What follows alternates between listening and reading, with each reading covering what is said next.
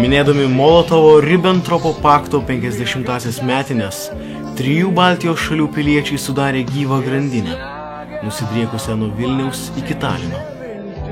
Ji pasaulį pademonstravo Baltijos tautų vienybę. Drauge su 2 milijonai žmonių tądien stovėjo ir Rokiškėnai.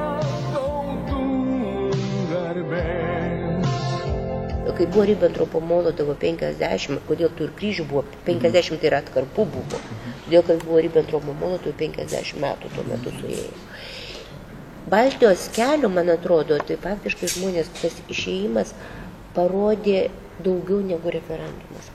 Čia estų idėja, kad reiktų galbūt padaryti tokią visų 3 koordinuojamą Baltijos kelią. Pernų, tai buvo Liepos, aš bijau dabar suklysti, bet pakalbu ne apie 15 dieną, buvo pasitarta Baltijos taryboje, nes buvo tokia sąjūdį sudaręs, sąjūdis Rachvarinė, Estijos ir Tautas frontas Latvijos buvo sudarę, reiškia, Baltijos tarybai. Estijoje, sesija Latvija ir Panevėžį Lietuvoje. Tai pernų, kai jie susirinko, reiškia, nutarė daryti Baltijos kelią. Buvo galvojama taip, daryti raidėmis Ribbentropo, reiškia, R Estijai, M būtų Molotovas Latvijai ir P būtų paktas mums. Arba SHP, Stalino Hitlerio paktas. Mums vis tiek paraidė. Mes pradėjom braižyti, kas nesigauna. Tai tada paskui jau buvo pradėta kalbėti, kad tada darom grandinę. Dar buvo kalba apie tai, kad įsijungs į tą grandinę ir Lenkija, ir lyg ukrainiečiai turėjo irgi, nes kadangi irgi jie nukentėjo su vakarų baltarusais. Nusprendžiau, kas link Baltijos kelią atiduoti šitą klausimą kuruot mūsų atsakingai sekretorė Audronė Baltuškaitė, jai pasakiau, jinai apsiėmė viską kuruot, kadangi jinai tuo metu dirbo mūsų etatinę atsakingą sekretorę, už tai mes mokėjom kažkiek tai atlyginimą nedidelį, jinai sėdėdavo mūsų būstinėje praktiškai visą dieną ir turėjo pakankamai laiko visus organizacinius dalykus paruošti pilnai iki Baltijos kelio pradžios. Mes nuvykom pas Kačinską suderint klausimų, kadangi klausimas lietė buvo gana svarbus, tai yra autobusų organizavimas. Autobusų reikėjo labai daug. Ir čia be rajono valdžios mes patys būtumėm buvę nepajėgus tiek suorganizuoti. O Vytas Kačinskas, kiek aš pastebėjau, tuo metu dirbęs vykdomo komiteto pirmininku, jis gana taip simpatizavo sąjūdžiui ir jo idėjom. Atvirai tai per daug nepareikšdamas, bet tos simpatijos jautėsi, ne taip kaip kiti tuometiniai valdžios bosai. Pas mane užėjo sąjūdžio tarybos nariai ir aptariam tą klausimą, nes tas klausimas visus labai jaudino ir mes pilnai visi supratome to dalyko politinę reikšmę. Todėl ten buvo detalizuota, kiek reikia mašinų nuvykti, autobusų konkrečiai, kiek kur turbūt aptariami, ir tai buvo organizuota. Tai gan, taip jau sakyčiau, iš visų pusių geranoriškai buvo ir tai aš perdaviau tuos poreikius autotransporto įmoniai, autobusų parkui ir buvo išskirtas reikiamas kiekis autobusų. Suorganizavimui akcijos reikėjo, aišku, telefono būtinai, tai būtent tremtiniai turėjo tą telefoną, kurio buvo galima surinkti autobusus. O pagrindas buvo tai, kad visgi dėl to pirmiausia mes prieš kokią gerą savaitę buvom sukviesti į Vilnių. Na ir mes ilgai tarėmės dėl išvykimo, kaip kad nepavėluoti. Buvo numatyta išvažiuoti 3 valandą, tačiau suabejojom, ar spėsim ir man atrodo, kad mes pagreitinom valandą, bet visgi dėl to nepaskaičiavom, kad kolona važiuos gan lėtai. Ne visiems buvo labai drąsu įmonėms skambinti, nes žinojom, kokie vadovai yra, kokių pažiūrų, todėl labai nustebinom SMV, reiškia vadovas, amžinatilsį medikas, su kuriuo ten teko labai daug kovoti. Ar iš baimės, ar kaip jis pasiūlė net ar 2 ar 3 autobusus. Kažkur apie 33 autobusus, man atrodo, daugiau jų buvo, bet važiavo tai žmonės savo nuosavais automobiliais. Užtat ta kolona pailgėjo. Ir kadangi aš tuo metu dirbau transporte, tai kažkodėl man buvo patikėta padėti organizuoti koloną. Tai aš labai strigo man atminty, kad su Audronė mes lakstėm va šituo keliu ir sadinom autobusai čia reikiavosi, užsisukdavo, buvo susukė net ten ir sadinom į autobusų žmonės, kad tilptų visi. Ir kai paaiškėjo, kad žmonės vis dėlto nebetilps visi, tai aš bėgau tą savo viršininką, autotransporto įmonės direktorių Dylį ir prašiau, kad dar skirtų autobusą. Ir prisimenu, kad jisai labai geranoriškai pasakė, gal reikia nuimti iš miesto. Tada po Rokiškio miestą važinėjo karos tipo automobiliai, autobusai labai didelį ilgį. Ir juos nuėmė iš miesto maršruto ir pastatė čia. Kadangi prieš tai aš dalyvau posėdžiuos Panevėžys Sąjūdžio būsniai su milicijos tuometiniais pareigūnais ir mes buvom schemą pažiūrėję ir kelius pravažiavom, kokiam gatvėm važiuosim. Aš pribėgau prie milicijos lydinčią automobilį, apklausiau, ar jūs kelią žinot smulkiai, jis sako nelabai, tai aš sėdau į pirmą automobilį milicijos ir mes pajudėjom.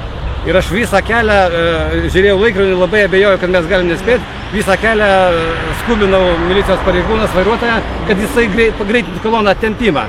Ir prisimenu, kad kai racijas tada būdavo tokias, kad mes kai įsitempėm už Panemunėlio, jau jie pareigūnai milicijos nebesekė raciją jiem, nebegalėjo susišnekėti tarpusavį. Ant tiek kolona įsitempė smagiai. Kadangi privačia stoja į koloną, tai kolona yra siaubingai ilga. Jiem buvo rekomendacija, kad būtų motociklas ten eilę pareguliuotų truputį. Aš buvau jaunas, turėjau motociklą Javą. Aš sutikau labai maloniai, man pravažiuoti su Java, tai man problemų nebuvo ir aš paprastai sėdau ir nuvažiavau. O ten nuvykus, tai toks prisiminimas man liko, aš 20 metų, negaliu tiksliai pasakyti visko, bet kad laukiau labai, nervaus, nėra Rokiškėnų, kažkiek tai suvažiavo, tai gerai, kad važiavo daug Rokiškėnų savo transportą. Ir jie kažkaip taip išvažiavo iš anksčiau, kaip turistinė žygin, man įstrigo Kačinskas su šeima, mūsų vykdomo komiteto pirmininkas, aš nestebėjau, galvoju, komunistai ir tie atvažiavo, kaip gražu. Tai buvau nustebintas ir maloniai, aišku. Tada, ką aš ten buvau tas paprastas sąjūdietis, mylintis Lietuvą ir galvoju, kad tik susijungtų, jeigu nesusijungs šitam ruošį, tai atrodo, lyg tai akcija nebeįvyks. Tai va toje vietoje pašnekėsim apie tai, kai nuvažiuosim. Na ir įsivaizduoju, tai vis tik tai aš sujungiau, kažkur tai Zarasiškiai buvo šone, aš jų pasikviečiau daugiau. Paskui, kai jau akcija įvyko, ten jau vidurį akcijos, paskui prasimušėt ir jūs jau pasėdėjau kiltis jau. Ten mes galėjom 2-3 kartus apjuos tą savo ruožą, mūsų tiek buvo Rokiškėnų, bet ten kažkur tai buvo kažkoks nesklandumas, nežinau koks. Mokytojai, trečios tada buvusios vidurinės mokyklos, mokytojai patys labai aktyviai dalyvavo. Prisimenu, kaip šalia Meškauskų ir aš stovėjau tada juos Baltijos kelyje. Šiemet 20 metų sukaktis nuo Baltijos kelio. Visada kartais būna, kai esi tų įvykių liudininkas pats, tai lyg ir neatrodo, kad tai labai svarbus dalykas gal. Šitas Baltijos kelias gali taip, kaip sakė mokytojai, palikti tokį didelį įspūdį po tiek laiko. Tada tuo momentu atrodė paprastas, atsėjom, pasikabinom kaip turistinis žygis toksai. O pasirodo klydom ir nenumatėm, bet mūsų galvos didieji, Landsbergis, Čepaitis, ten jau šitą jautė. Tai jiem laikė padėkoti. Visą kelią, kai vykom į Baltijos kelią, vienu žodžiu visą laiką ta daina skambėjo.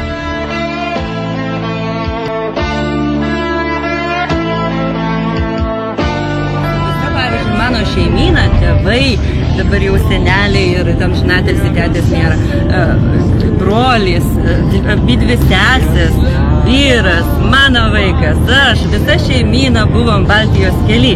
Mes individualiai važiavom. Jūs savo mašiną? Jo, čia važiavom 2 mašinom, o tetė su mama buvo Vilniuj, prie pat katedros aikštės ir sesė ten buvo ir, žodžiu, taip įdomu, bet visa šeimyna grinai Baltijos kely.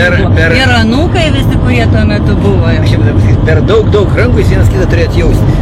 Sesės iš miego kyla jau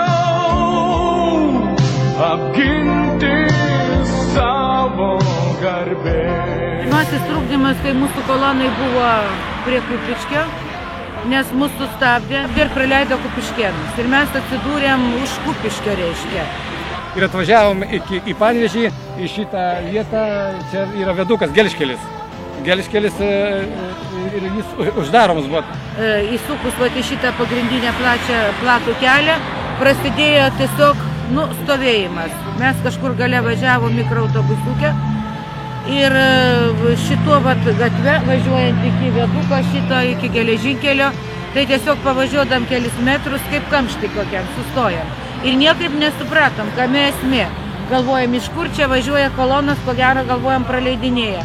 Paskiau, kai privažiavam visai netoli, tai pamatėm, kaip traukinys tiesiog į priekį, atgal. Aš su motociklu važinėjau, tai aš pravažiavau, žiūriu uždarytą, aš vėl grįžau atgal, mes su motociklu man nereikėdavo, tai pralendu, nepilnai uždaroma, šlagbaumas dar vietos ir su motociklu aš pralendu, nu, jiem netidaro, atrodo, galėtų atidaryti, aš jau komanduodavau, rėkdavau, nu tai dar pravažiuos kelias mašiną, bet ten buvo, nu, stagnatoriai.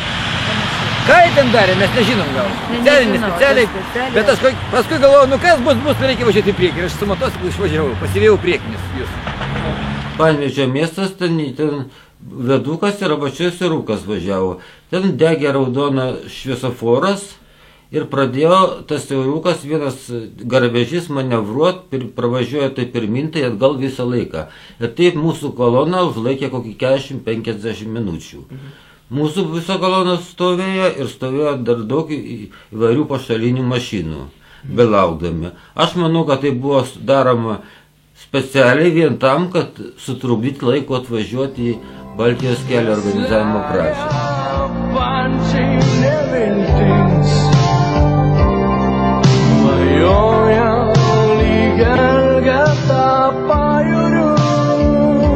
Dabar davažiavo mūsų kolona iki Velžio gyvenvietės, kurioje turėjom pasukti į dešinę. Nes mes važiavom, dar tas autostrada tada nebuvo veikianti, dar buvo statyba ir mes pagal mums paskirtą maršrutą turėjom sukti į dešinę čia. Ir dabar sankryža yra restauruota, yra nauja, plati, tada buvo netokia siaura. Ir iš priekio atvažiavo kolonas, kurios čia milicijos postas buvo, kuri reguliuotai ir jie praleidinėjo iš priekio atvažiavusius į kairę, į Velžio kelią. O mums sustabdė mūsų kolona. Ir aš privažiavęs dar pastovėjęs, kiek jau keletą kartų milicijos pareigūnų prašyti, kad būkit geri, nes mūsų grafikas suderintas su Panevėžio milicija tuometinė ir kad mes grafiku važiuojame, kad mes turim važiuoti. Ačiū tirpo laikas tiesiog ir paleido mus tiesiog gal likus 10 minučių iki laiko. Labai. Nes mes įvažiavom į Velžį kelią, prasidėjo akcijos laikas. Ir mes turbūt už tą autobusą, kai jūs pasakojate, anksčiau nuvažiavom, nes mes kaip tik toj vietoje atsidūrėm laiku, jo, ir stovėjom toj nebaigtoj autostradoje, tam žvyrkelį vienu žodžiu atsidūrėm. O dabar čia apie tas važiavimo nuotaikas, tai nežinau, aišku, kaip bendrai važiuojant kolektyvė, vėl kitokios nuotaikos, o šiaip mes kai važiavom irgi su savu transportu, tai nežinau, bent jau manys buvo tokia euforija, tokia labai didelė euforija, pakilėjimas toks didelis. Iš tikrųjų, nes tokia begalė mašinų, dabar aišku Lietuva užkimšta mašinom, bet tuo metu tai buvo mašinos visos, žinot, kad Žiguliai, Moskvyčiai, Volgos, Pobėdos ir visos kitos transporto priemonės ir autobusai tie visi, tai užkimšta buvo. Ir dar man labai paliko įspūdį didelį visam gyvenimui toks dalykas, kad didelė kultūra buvo keliuose labai, važiavimo kultūra. Kova ir šiandien mes labai pasigendam. Ir iš tikrųjų per visą šitą akciją, kaip paskiau ir skelbė, nei vienos avarijos, nei vieno auto įvykio nebuvo. Bet varpas likimo nuaini vėl, jūra šiaušias bangas. Stovėjo. Ir dar ten visai nebuvo tos grūsties žmonių, netgi atsimenu, taip dar, kaip pasakyti, taip tas lietuviškas dar charakteris, toksai visi taip nedrąsiai sustoja vienas ir lygi rankų nenorim kabintis, lygi taip nedrąsu dar svetimiem. Vėluodama kolona atvažiavo iki čia ir mes, ta gatvė dar buvo, autostrada dar buvo statybos eigoj, nebuvo jokio šlagbaumų, kairien poskint sukėm, kairien, bet tada jau čia buvo daug žmonių ir nes jau minutės buvo lyg iki laiko, tiesiog gal 5 minutės buvo lyg, ar net mažiau. Ir mes skubėdami su milicijos mašina ir dar keletas autobusų paskui mus, visų greičių, lėkėm, nes laisvas jau čia kelias buvo, visų greičių į savo vietą. Kai 19 valandą buvo, tai atsimenu, sakė, nepergyvenkit žmonės, kurie nespėjot, kad jau Baltijos kelias įvyko, jau grandinė visa yra pilna, susikabinę visi ir tie, kurie esat ir privažiavę, išlipkit, susikabinkit už rankų, paimkit gėlės, degkit žvakutes, va šitą aš irgi atsimenu, kad reiškia ir visi dalyvaujat jūs Baltijos kely iš tikrųjų. Ir mes jau pėsčiom bėgte bėgom ir aišku iki savo vietos mes nebegalėjom pasiekti, Todėl šiton va kampe biškį paėjus, čia stovėjo Kupiškėnai, tai pas mus susidarė jau čia mitingas tiesiog. Ir nuvažiuoti ten trūksta, dar čia atlikiau, čia nedaug kilometrų.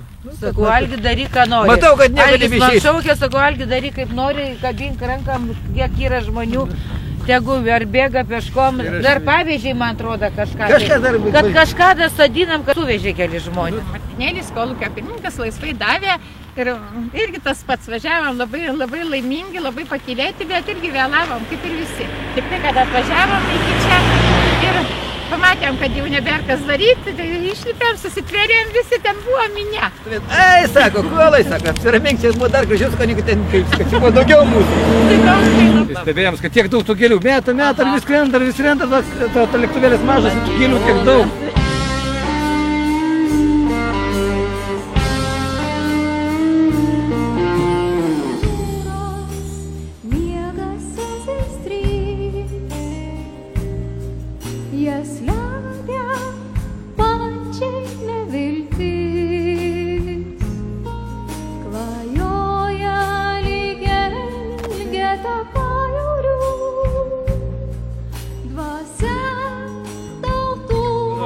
Skambinam su Marcelijumi Malzinaičiu, šnekėjom, tuo metu buvusio Tarybų sąjungos deputatų, kurie buvo pareigoti išardyti tą sovietinę sistemą ir atkurti mūsų valstybę. Jie darbą padarė, mes Rokiškėnų vardu padėkojom jam už tą darbą, bet kryžius mūsų dar stovi.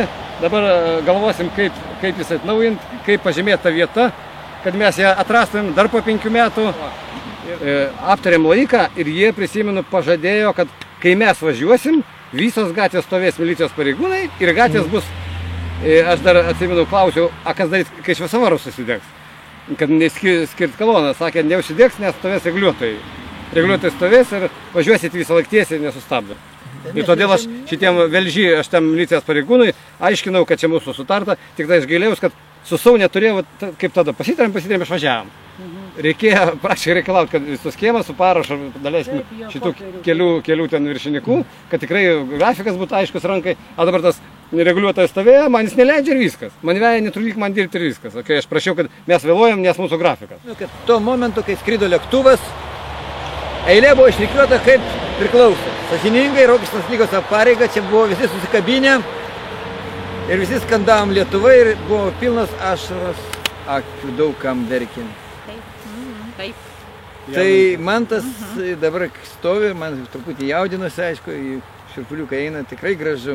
Ir aš norėčiau, kad ateity mūsų kartos gyventų taip draugiškai ir vieningai, kaip mes Baltijos kely buvom tada. Tada tai buvo tikra Lietuva. Gudonis Protenis jau amžinatilsį, bet žmogus buvo tikrai doras, patriotas Lietuvos savo grupės vardu, pastatė kryžių, atsivežė, bet prieš tai anksčiau, man atrodo. Jo. Anksčiau. Ir ten toliau gale. Jo, gale. Ir mes gaila, kad to kryžius neišsaugojom tiesiog. Turim. Reiškia, Rokiškis buvo kaip rezervas. Jeigu mes būtumėm, reiškia, mūsų žmonių, kadangi skaičiavo daugmaž kiek užsirašė žmonių ir kiek gali atsistoti, buvo labai baiminamasi dėl Latvijos, nes Latvijoje, kaip žinot, gyveno labai daug rusų. Ir kad, gali neišeiti tie patys rusai į kelią, o per Latviją eina gan ilgas kelio tarpas, tai kadangi Rokiškis ten Biržai visai netoli pasienio, tai buvo net pasiūlymas, reiškia, kad Rokiškėnus vežti į Latviją atsistot, kad Latvijoje atsistotų. Bet paskiau matyt, organizatoriai rado galimybių Latvijoje suorganizuoti ir mes stovėjom būtent šitam savo ruože, kuris mums ir priklausė. Ar dar meni, kaip nemunais skubėjom, tėvynė šaukė, ragino širdis, pasaulis laukė, klausėsi, tikėjom, srovės tos niekas nebesustabdys. Skambėjo dainos, vėliavos šlamėjo, blaivėjo vergas sieloje žmogaus, sutapo mūsų norai ir kūrėjo, palaimino pats Dievas iš dangaus. Troškimas laisvės, amžinas kaip saulė, pagimdė viltį, ašarą akį. Ar mūsų suprato, priėmė pasaulis, o laisvė, tu tokia sunki. Ir bėga dienos, mūsų laikas senka, išeisim mes, ateis nauja karta. minės įvertins, to visai užtenka, juk kiekviena tauta tiesos verta. O laisvė leido ją pasinaudoti, nors ji nėra lengvutė dovana, bet jos dėka išmokome kovoti, ginklais pavirto žodis ir daina. Pavargom, žeminami ir nuolankus, pažadino šviesių žmonių dvasia. Drąsa pilėnų ėjome prieš tankus, brangius vardus skandavom miniose. Aukų prasme išaukštinusi šalį, ištart be meilės Lietuvą neleis. O jei kas gali, jeigu kas taip gali, tai jiems už laisvę žuvę neatleis. Ar dar meni, žmogus klupdytas kelias, kokia graži jo išdidi galva, bangavo šventas mūsų laisvės kelias, jo nepamirš tėvynė Lietuva. Koks tai yra įvykis, kad tai yra nepakartojimas.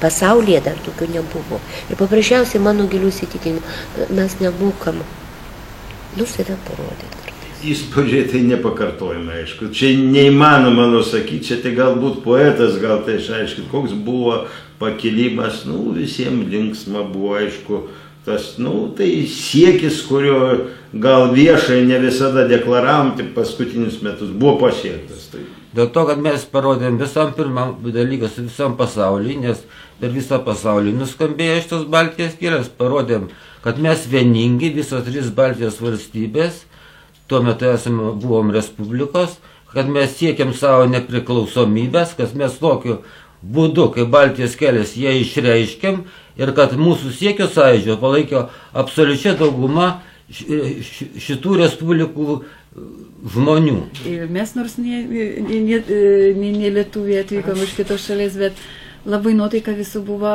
pakili, visiems, kaip šventės atrodė, nesvarbu, kad reikėjo ten kažkur važiuoti, visi kaip petis prie pečio. Ir taip, nežinau ką pasakyti, labai entuziastiškai, labai visi kartu, taip džiaugsmingai. Mano vyras tada fotografavo gamyklai, visos šventės, viskas, aparatūra net buvo mašinų gamyklas visas. Jis buvo savotiškas metraštininkas. Taip, visada pas mus buvo laikraščių ten iš foto tos. Ir tai progai irgi buvo pakabintas ten stendas toks ir buvo į tų nuotraukų ir visi žiūrėjo ir į save ten ieškojo. Tuo laiku tai buvo labai gražu. Buvo kažkoks tai begalinis tikėjimas, buvom aišku jauni ir ta tokia graži akcija buvo toks didžiulis susikaupimas, didžiulė rimtis, vienas kito palaikymas.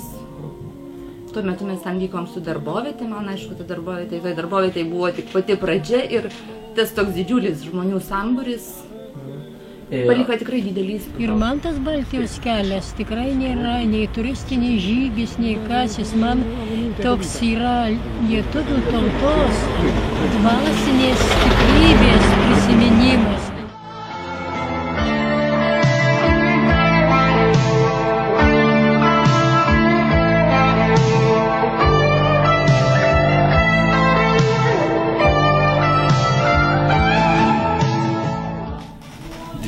Valandą iš Vilniaus šiaurinio parasparnių aerodromo pakilome ir skrydome turėjom tiksliau nuskristi iki Vadoklių, bet esant blogom sąlygom, kažkaip pusiaukelėj leidomės, toliau davažiavom.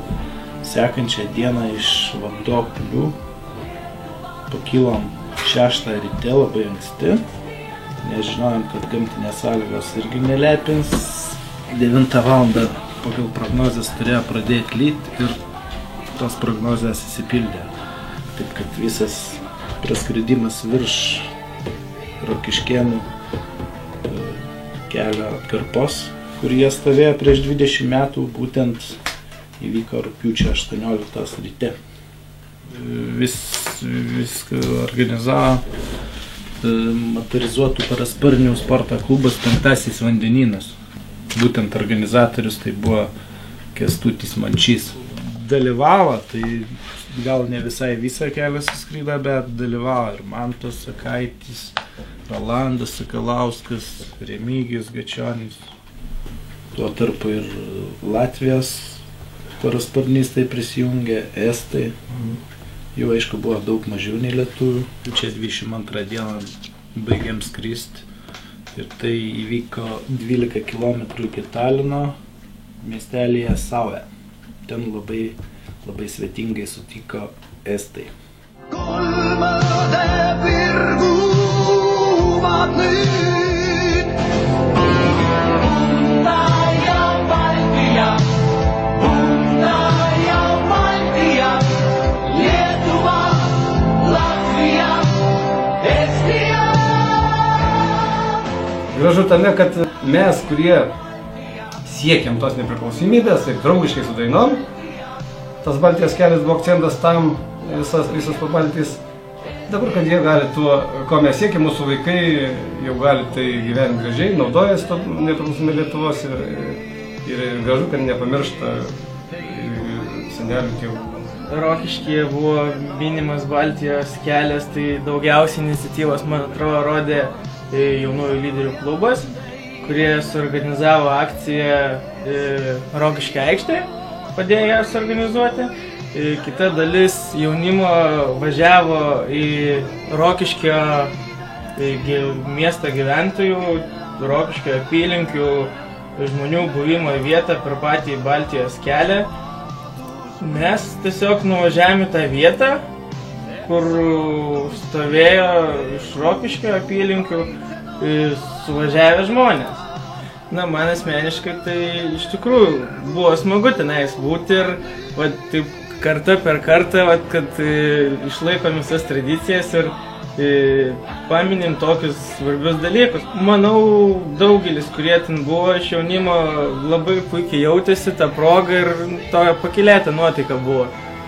Tai gal šiek tiek buvo nusivylimo, kad mūsų ten labai daug nebuvo. Tikėjomės, kad bus žymiai daugiau, bet manau, viskas pavyko gana puikiai. Mes susiorganizavome kartu su jaunimo centru. Visą kelionę tvyravo keista nuotaika dėl to, kad mes mokėmės tą Baltijos kelio dainą. Ir iš pradžių negana to, kad išmokome ją lietuviškai, bet dar išmokome ir latviškai ir estiškai padainuoti. Ir visi jautėsi labai keistai, nes ta kalba nėra mums gimtoji. Nuvykę, iš pradžių neradome labai ilgai, paskui pamatėme, kad mūsų vietoje stovi zarasiškiai, bet nekėlėme iš to konflikto ir su jais kartu stojame, užkūrėme ugnį, laužą ir laukėme, kol atveš ugnį iš Estijos. Nes tą dieną ugnis buvo vežama per visas Baltijos šalis. Ir apie 7 valandą jinai turėjo būti atgabenta į mūsų kilometrą. Ir mes ją priėmėm ir parvežėm į Rokiškį vakare. Mes stovėjome, mojavom mašinom ir galvojom, kad mašinų vairuotojai jaučiasi lyg grįžę į praeitį, lyg furistai, lyg jie važiuotų dar kartą ir dar kartą matytų sustojusius žmonės. Ir mes bestovėdami pagalvojame, kad vis dėlto yra gerai, nes mes dar mokame vertinti tai, ką turim. Ir labai norėję susikaupę netgi galim pasijaust kaip tie žmonės, kurie gyvena kažkada senai. Kol mes laukiam ugnies, buvom susijungę teletiltų su Rokiškiu, jiems papasakojame apie savo įspūdžius, jie mums pranešė, kad labai lyja ir mes širdėje iš jų juokėmės, nes visą kelionę ir mums lyjo, tačiau nuvykus ir kai mes turėjome išlipti iš autobuso, mistiškai prašvito saulė ir visą laiką, kol mes vaikščiam po kemsynus, pliužsynus tenai, švietė saulė ir mes labai maloniai džiaugiamės jos spinduliais. Taip pat apsidžiaugiame, kai atgabeno ugnį, nes tai buvo lyg savotiškas atsikartojimas veiksmų. Bebūdami tenai galvojom, ar kaip jautėsi žmonės, kurie stovėjo prieš 10-20 metų tenai ir ar jie jautė tą patį, ką ir mes. Nes mes esame kita karta ir mes truputėlį kitaip į visą tai žiūrime. Jeigu mes būtume gyvenę sovietmečių, manau, mes Baltijos kelią vertintume labiau. Nes dabar tai mums buvo tiesiog labai labai įdomi atrakcija, kurios metu mes įsijautėme į praeitį ir pajutome, kaip tada buvo įdomu.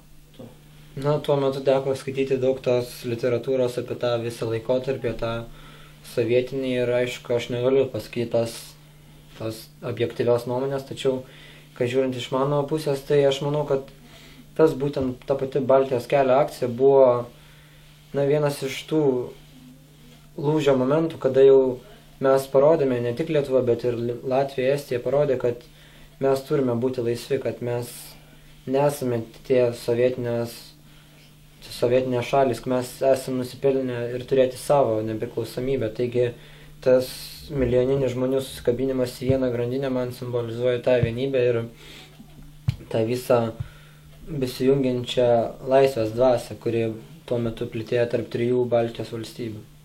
Mes išvažiavome į vieną iš kelio atkarpų, į paminklinį kryžių, kuris žymi Baltijos kelio grandinės buvusią vietą. Tai prie Panevėžio esanti teritorija ir mes pasiekę ją, padėjome gėlių, susitikome su Zarasų atstovais ir kartu padarėme simbolinę trumpą grandinę, kuri žymėjo tą 20-metį, tą jubiliejų Baltijos kelio. Taipogi vienas iš tų svarbių momentų buvo palaikymas telefoninio ryšio tilto tarp Rokiškio jaunimo ir tarp mūsų esančių toje atkarpoje prie Panevėžio. Taigi aš buvau kaip ir įgaliotas kalbėti telefonu ir kalbėjau ir perdaviau savo įspūdžius Rokiškiui apie tai, kas vyko, kas tuo metu vyko. Ir kaip tik tuo metu, kai aš jau baiginėjau šnekėti, atvažiavo atstovai, nežinau dabar, iš Vilniaus, man atrodo, kurie atvežė tą simbolinę ugnį. Taigi mes tuo metu pabuvome ir prie simbolinės ugnies ir dar kartą pastovėtoje kelio atkarpoje ir išvažiavome, pasisėjome tos vienybės. Iš tikrųjų labai gera buvo susijungti, susiekti kartu su jaunimu, kuris stovėjo ten, kur būtent buvo žmonės iš Rokiškio prieš 20 metų ir labai gera buvo matyti jaunimą, matyti savo draugus, matyti jaunuosius lyderius, matyti taipogi ir senus žmonės, kurie stovėjom kartu susikibę rankomis ir prisiminėme tai, kas padėjo iškovoti Lietuvos nepriklausomybę. Tada mane buvo apėmęs toks įdomus jausmas. Ir aš pabandžiau įsivaizduoti, kaip tai būtų atrodę, jeigu prieš 20 metų aš būčiau galėjęs būti ten. Ir labai gera buvo patirtą jausmą, kai tu matai jaunus ir senus susikibusius rankomis, stovinčius ratu ir tikinčius tuo, ką daro. Tada mes stovėjome už laisvę, dabar mes stovėjome tam, kad prisimintume tai. Ir manau, tai buvo labai labai prasminga. Mes susisiekėme su jaunimu, kuris buvo būtent toje vietoje, bendravome, paklausėme jų įspūdžių. Labai džiaugiausi tada matydamas visus žmonės, nes iš tikrųjų, kaip visada Rokiškyje ir kaip visada Lietuvoje pliaupė lietus, oras buvo toks ne iš pačių mieliausių ir labai gera buvo, kad nieks nepabūgo, kad jaunimas stovėjo visi šlapi, buvo šalta, bet buvo šilta viduje, šilta nuo tos atmosferos, šilta nuo emocijų, kai mes išgirdome, kad paskambinės, kai susiekėme skambučiu su jaunimu iš ten, labai gera buvo justi šiltas emocijas. Jie pasakė, kad pas juos šviečia saulė, tada pas mus žinoma nenustojo lyti, bet labai gera buvo justi tą jų šilumą ir dar stipriau pajusti tą atmosferą. Niekada nepatirsim to jausmo, kai daugybė tūkstančių žmonių stovi Baltijos kelyje ir kovoja už laisvę. Dabar mes tai paminėjom labiau simboliškai, bet tai buvo taipogi labai labai didelis ir geras potyris. Dvasia tautų garbės, dabar pas likimo nuaidi vėl jūra šiaušias bangas. Sesės iš miego kyla